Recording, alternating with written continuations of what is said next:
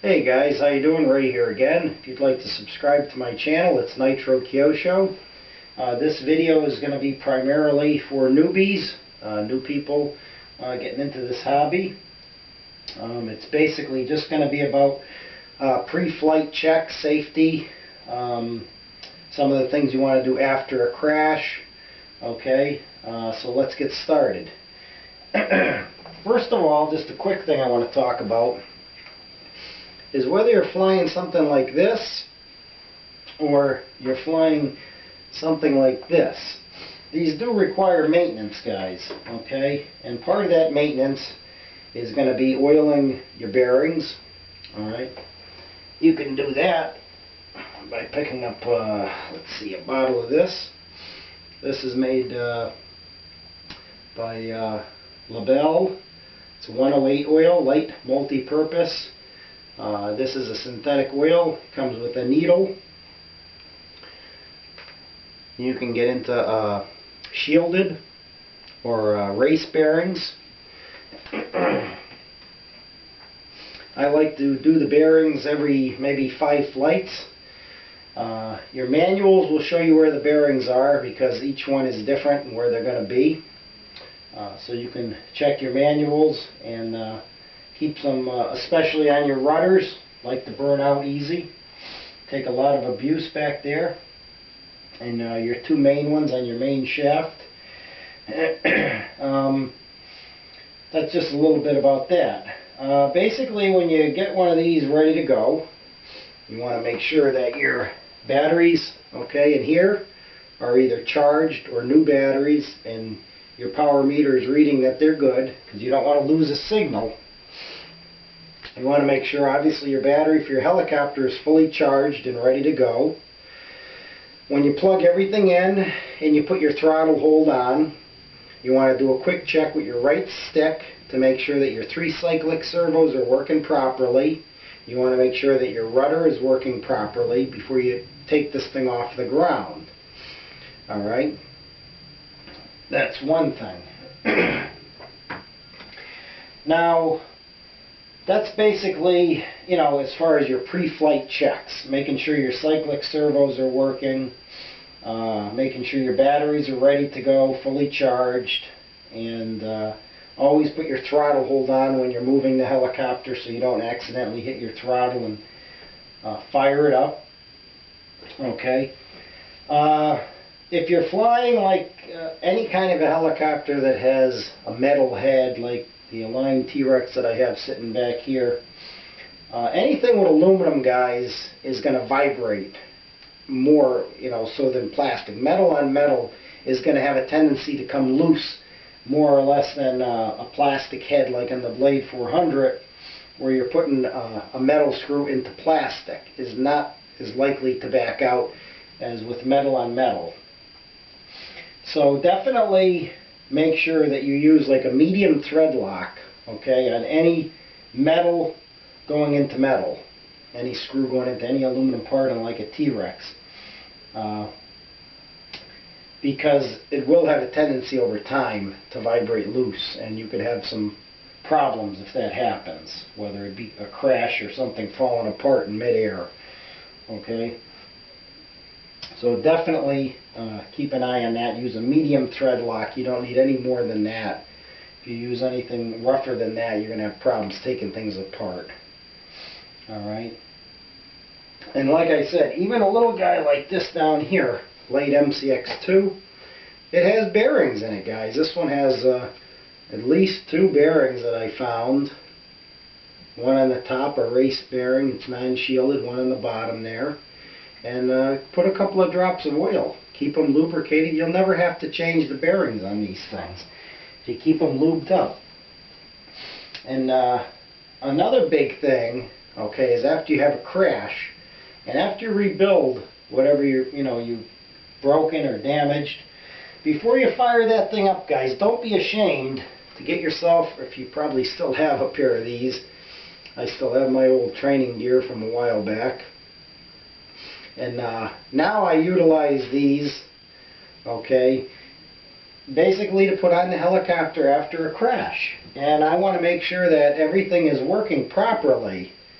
And sometimes things aren't working properly when everything has been fixed, or something you might have overlooked. So put a set of those on. Don't be ashamed, to put them on. It can save you a lot of headaches, all right? And make sure everything is working properly. Basically, after you have a crash with one of these things, and you fix whatever you fix, you just don't want to just take it off your workbench, go out in the field, fire it up full of water, and go ripping out into the field. Do a pre-flight check with it, okay? Put some, put a set of these here landing gear on there, all right? And take it out in a flat surface like a driveway or somewhere, and, make sure nobody's around you. And get it off the ground, hover it around, make sure everything is working properly before you, take the chance. I've known guys that have done that. They think everything is fixed and something they overlooked, and they go out in the field and so definitely take the time to look everything over. Whenever I've had a crash in the past, whether it be mechanical or dumb-thumbed,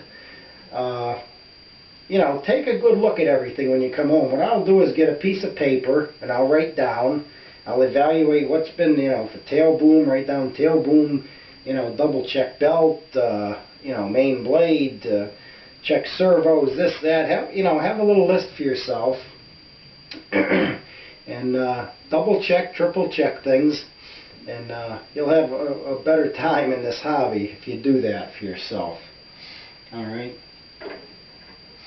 And, like I said, the big things on these really is make sure your receiver batteries here, your transmitter batteries, make sure that they're charged. Make sure your battery on your helicopter is fully charged. It's a good idea to set your timers on these things, guys. They come with timers. Don't be afraid to use it. I usually will set mine for 7 minutes. And I run 2250 Thunder Power batteries, and I usually will shut it down. That is for standard flying. If you're doing 3D, extreme 3D flying, maybe 4 minutes, 5 minutes would probably suit you as a timer. That's something you might want to determine on your own, depending what kind of batteries and power you're using. Okay, but that's just some of my little pre-flight things that I do. Some general maintenance. The biggie thing is, like I said, keeping those bearings lubed up. They're different on, most of the helicopters are set up differently, whether it's Blade 400s, Align T-Rexes, or Walkera, or EXIs, or Skies, But if you get your manual out, your manual will show you in detail where all those bearings are. Excuse me. And you'll be able to find them. And, depending, maybe you can use your own judgment. I do it about every 5 flights. I'll bring it home and I'll lube up all those bearings. It only takes a couple of minutes. The ones that I like to keep an eye on all the time are the 2 main ones on the main shaft and the ones on the rudder. Take a lot of abuse. But that's basically all I really, have to say. And,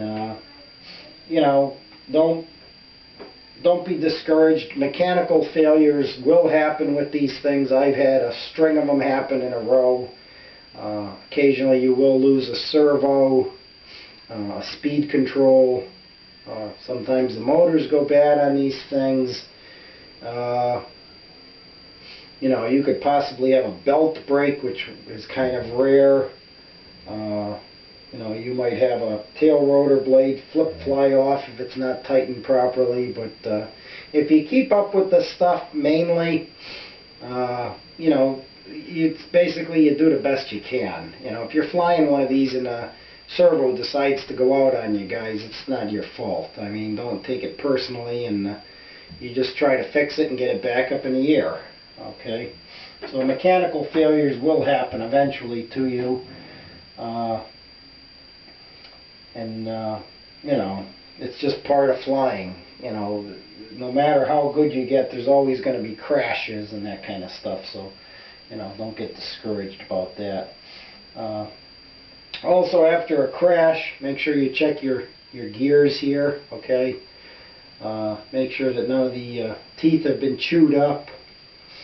Sometimes that'll happen. If you do have any kind of tail boom strikes where your tail boom gets bent, make sure you check your belt out and everything. Make sure the belt is okay when you reassemble everything.